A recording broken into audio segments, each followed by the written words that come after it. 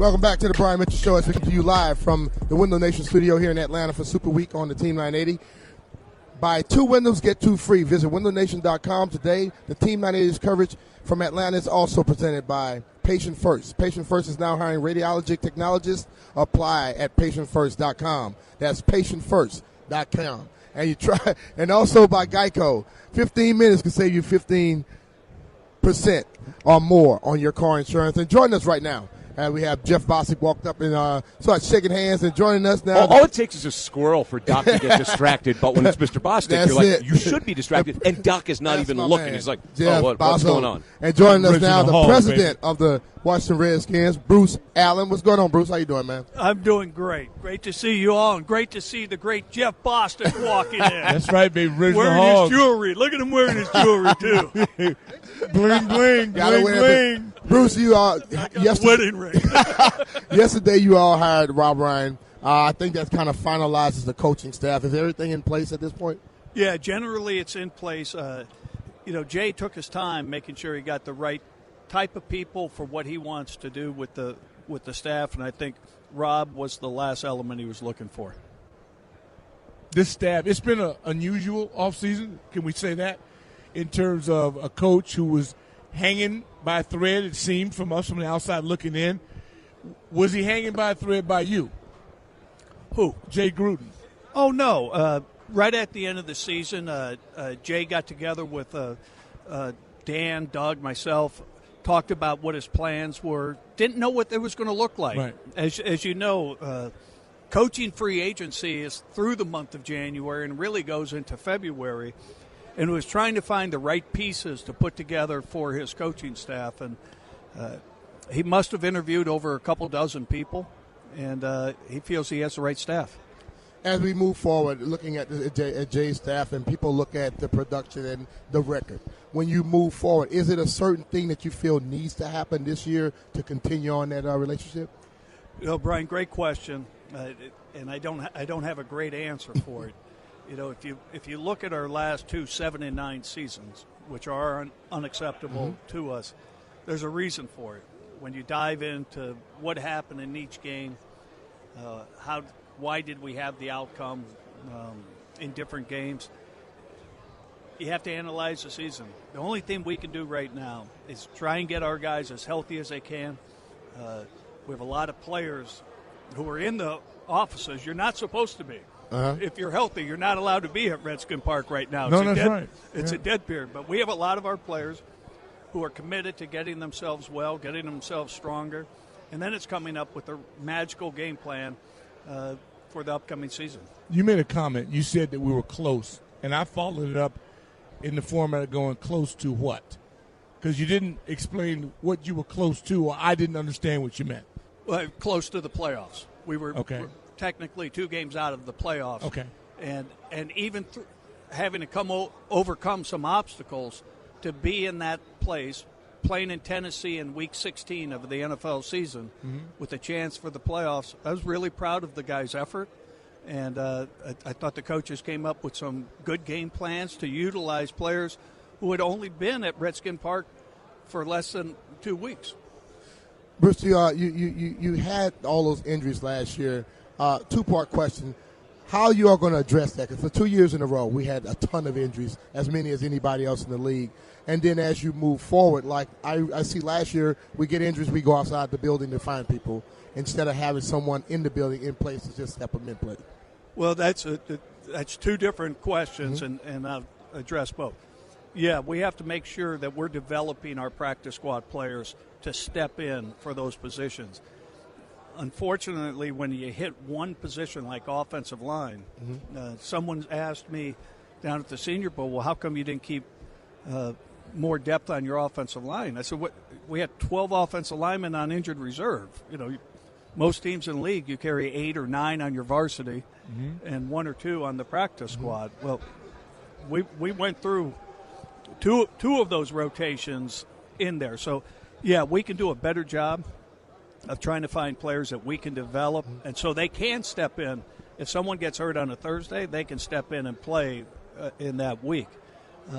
As far as addressing it, Jay has already started, and we've been collecting different information from other teams on practice schedules, how we can work them, to make sure we're optimizing the player's ability to get better as a football player, but making sure that we keep them fresh for game day. Bruce, as far as injuries go, I'm sure you're still limited by what you can divulge about Alex's situation, but is there any update to give, and do you have any comment on the report that you guys are preparing to go through next season without his services? Yeah, that second report, I have no idea where that came from, and it's nonsense. Alex is improving, and it's not one of those things that you're going to be able to say, well, next week it's X, Y, Z. As long as he's making progress, that's what we're happy about. That's what he's working for. All of you know Alex. He really is a day-to-day guy. He wants to know what's the game plan for today, and I'm going to kick ass today and make sure I'm better tomorrow. And as he develops, then we'll have a clearer picture of when. Can we get clarity on Coach Bill Callahan?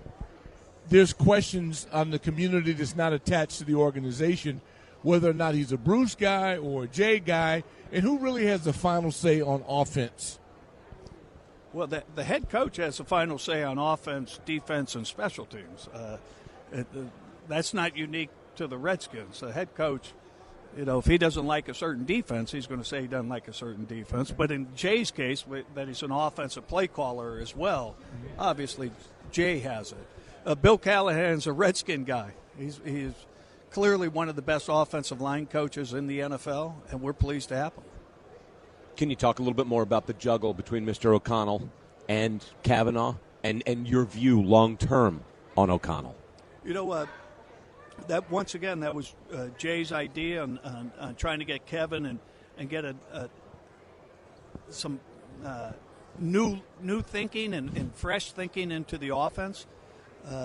Kevin is a good young coach. We've enjoyed having him for a couple years. And maybe with this, it'll give Jay and Matt a different way to approach it. Jay has talked, and I've let him say it publicly, of what the role Matt Kavanaugh's going to do. And it really is a critical role that we didn't have. Mm-hmm. And you need someone who's been in the play calling shoes, the offensive coordinator shoes, in order to do a lot of the things he's going to do. So I think we strengthen ourselves by a little bit of a shuffle, and I think it'll help us. Any idea, real quick, following up on that, who will call the plays? Will it be Kevin? Will it be? Right now, it's still Jay calling the plays. Okay. You've had a lot of information come out and talk about possibly getting a new stadium deal and all that. Any update on that?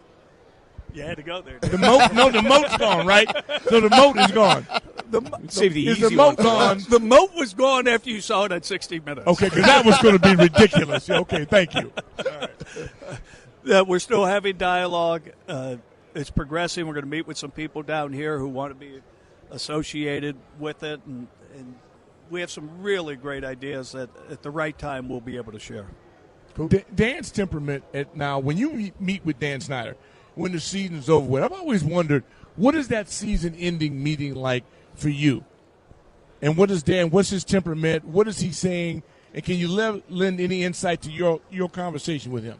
Well, the meeting really is, there's sections of the meeting, so we'll talk about the injuries, but let's look at them, and we do an analysis of all of the injuries. You put a lot of money in rehab last offseason. And we're going to put more in to make sure that we're giving our players the best opportunity. You cannot prevent some injury.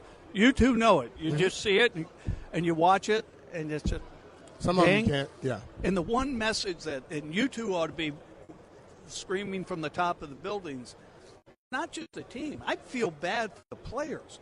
We have some players who were going to get an opportunity to finally get their play time, to show that they're really good football players in the NFL, to get rewarded, and then they get hurt.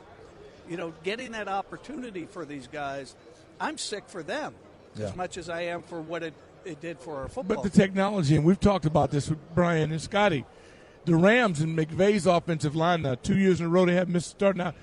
Is there any research? Is that just luck of the GOAT or what? I don't want to. There is some fortunate things that happen. Their offensive line coach was with us. He was Bill Callahan's assistant offensive line coach. They coach the same way. It's the same system. It happened. I know they've had 2 years, and knock on wood for them, because I don't root for bad injuries. Yeah. The fans out there, any message you want to give to the fans, Bruce? Well, we're almost at the end of the season. As soon as one of these teams wins on Sunday, we're at the end of the season. We can turn the page.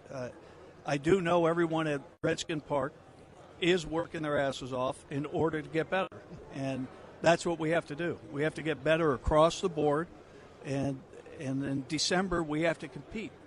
When the playoffs are on the line, it doesn't matter who's playing. We've got to find a way to win those games. Cool. Appreciate you for joining us, Bruce. As Bruce Allen, the president of the Washington Redskins, took some time, and we appreciate it, man. Thank you for joining us. Thank you, guys. This is the Brian Mitchell Show. We're going to take a quick break here. When we get back, we should be joined by Hall of Famer from the Packers, Jerry Kramer.